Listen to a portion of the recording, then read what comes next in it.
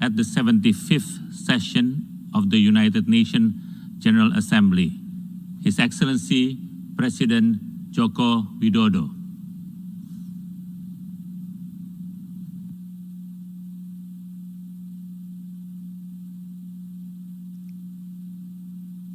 Yang Mulia Presiden Majelis Umum PBB, Yang Mulia Sekretaris Jenderal PBB, Yang Mulia para pemimpin negara-negara anggota PBB, tahun ini genap 75 tahun usia PBB. 75 tahun yang lalu PBB dibentuk agar perang besar, Perang Dunia Kedua tidak terulang kembali. 75 tahun yang lalu PBB dibentuk agar dunia bisa lebih damai, stabil dan sejahtera. Karena perang tidak akan menguntungkan siapapun. Tidak ada artinya sebuah kemenangan dirayakan di tengah kehancuran. Tidak ada artinya menjadi kekuatan ekonomi terbesar di tengah dunia yang tenggelam. Pimpinan sidang yang terhormat, di usia PBB yang ke-75 ini, kita patut bertanya, apakah dunia yang kita impikan tersebut sudah tercapai? Saya kira jawaban kita sama, belum. Konflik masih terjadi di berbagai belahan dunia. Kemiskinan dan bahkan kelaparan masih terus dirasakan. Prinsip-prinsip piagam PBB dan hukum internasional kerap tidak diindahkan, termasuk penghormatan terhadap kedaulatan dan integritas wilayah. Kita semua prihatin melihat situasi ini. Keprihatinan kita menjadi semakin besar di saat pandemi COVID-19 ini. Di saat seharusnya kita semua bersatu padu, bekerja sama melawan pandemi, yang justru kita lihat adalah masih terjadinya perpecahan dan rivalitas yang semakin menajam. Padahal kita seharusnya bersatu padu, selalu menggunakan pendekatan win-win pada hubungan antar negara yang saling menguntungkan. Kita tahu dampak pandemi ini sangat luar biasa, baik dari sisi kesehatan maupun sosial ekonomi. Kita juga paham virus ini tidak mengenal batas negara. No one is safe until everyone is. Jika perpecahan dan rivalitas terus terjadi, maka saya khawatir pijakan bagi stabilitas dan perdamaian yang lestari akan goyah atau bahkan akan sirna. Dunia yang damai, stabil dan sejahtera semakin sulit diwujudkan. Yang Mulia, tahun ini Indonesia juga merayakan kemerdekaan yang ke-75 tahun. Dan sudah menjadi tekad kami, Indonesia terus berkontribusi bagi perdamaian dunia sesuai amanah konstitusi.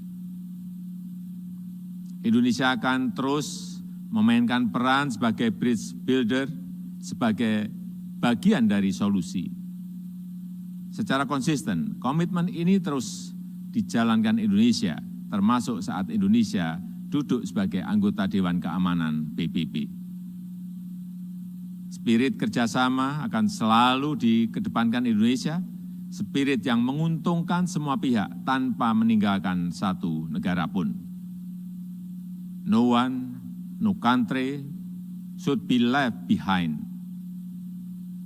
Persamaan derajat inilah yang ditekankan oleh Bapak Bangsa Indonesia, Soekarno, Bung Karno, saat konferensi Asia Afrika di Bandung tahun 1955 yang menghasilkan Dasar-Sila Bandung. Hingga kini, prinsip Dasar-Sila Bandung masih sangat relevan, termasuk penyelesaian perselisihan secara damai, pemajuan kerjasama, dan penghormatan terhadap hukum internasional. Palestina adalah satu-satunya negara yang hadir di konferensi Bandung, yang sampai sekarang belum menikmati kemerdekaannya. Indonesia terus konsisten memberikan dukungan bagi Palestina untuk mendapatkan hak-haknya. Di kawasan kami sendiri, bersama negara-negara ASEAN lainnya, Indonesia terus menjaga Asia Tenggara sebagai kawasan yang damai, stabil, dan sejahtera. Pada hari jadinya yang ke-53, 8 Agustus 2020 yang lalu, ASEAN kembali menegaskan komitmennya untuk terus menjaga perdamaian dan stabilitas kawasan. Spirit kerjasama dan perdamaian inilah yang kemudian didorong Indonesia ke kawasan yang lebih luas, kawasan Indo-Pasifik melalui ASEAN Outlook on the Indo-Pacific. Yang mulia, melihat situasi dunia saat ini, izinkan saya menyampaikan beberapa pemikiran. Yang pertama, PBB harus senantiasa berbenah diri, melakukan reformasi, revitalisasi, dan efisiensi. PBB harus dapat membuktikan bahwa multilateralism delivers, termasuk pada saat terjadinya krisis. PBB harus lebih responsif dan efektif dalam menyelesaikan berbagai tantangan global. Dan kita semua memiliki tanggung jawab untuk terus memperkuat PBB agar PBB tetap relevan dan semakin kontributif sejalan dengan tantangan zaman. PBB bukanlah sekedar sebuah gedung di kota New York, tapi sebuah cita-cita dan komitmen bersama seluruh bangsa untuk mencapai perdamaian dunia dan kesejahteraan bagi generasi penerus. Indonesia memiliki keyakinan yang tidak tergoyahkan terhadap PBB dan multilateralisme. Multilateralisme adalah satu-satunya jalan yang dapat memberikan kesetaraan. Kedua, kolektif global leadership harus diperkuat. Kita paham bahwa dalam hubungan antar negara, dalam hubungan internasional, setiap negara selalu memperjuangkan kepentingan nasionalnya. Namun, jangan lupa, kita semua memiliki tanggung jawab untuk kontribusi menjadi bagian dari solusi bagi perdamaian, stabilitas, dan kesejahteraan dunia.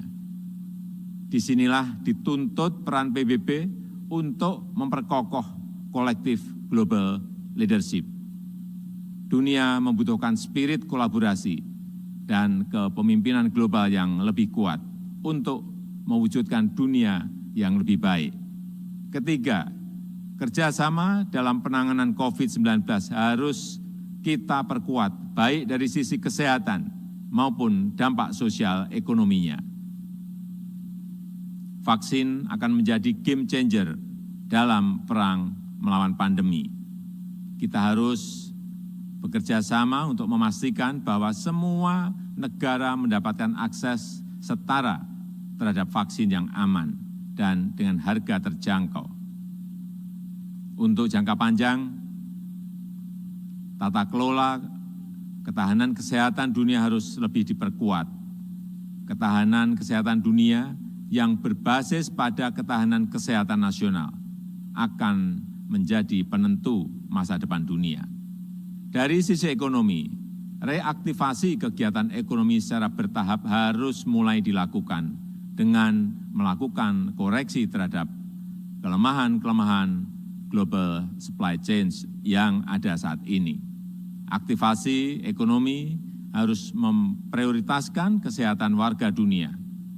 Dunia yang sehat, dunia yang produktif harus menjadi prioritas kita.